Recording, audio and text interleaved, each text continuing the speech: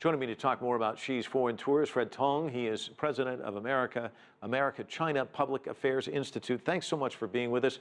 The numbers really impressive. 31 agreements signed in Phnom Penh. Talk to me about how this benefits both countries, China and Cambodia, if you can. Well, in the last 35 years, its growth have really benefiting a lot of the Asian, almost all of the Asian countries. And I think that also China and Cambodia has a long relationship, go back to Chairman Mao and Prince Sihanouk's time. I think in the last 20 years, Prime Minister Hun Sen and China has a very, very close relationship. And again, these number of trades, forgiving some of the debts, and all of these deals will certainly help Cambodia, but as well as help China. Yeah, and you mentioned we've got like 31 deals, but in addition, President Xi trying to urge more Chinese investment targeted at high-speed rail and an airport project there. This sort of dovetails with his continued outreach with the Belt and Road Initiative, doesn't it?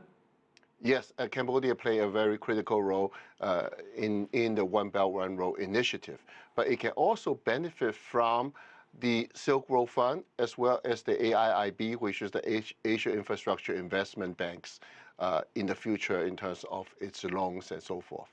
And then one of the other things that we saw on this trip that was kind of remarkable, President Xi himself writing a front-page commentary printed in Cambodia's largest newspaper. You don't normally see that on these kind of state visits, kind of setting the tone for this two-day visit. Well, actually, in the last couple of years, major leaders of the world has been doing this, and as well as Chinese leaders. I think President Xi has done this type of things before with other countries' visit as well. It's one way to convey a message directly to the people of that country. Can you talk to me about the dynamic Cambodia has right now? I mean, it seems as though the relations with China are very strong, while the relations with some of the Western countries seem more strained.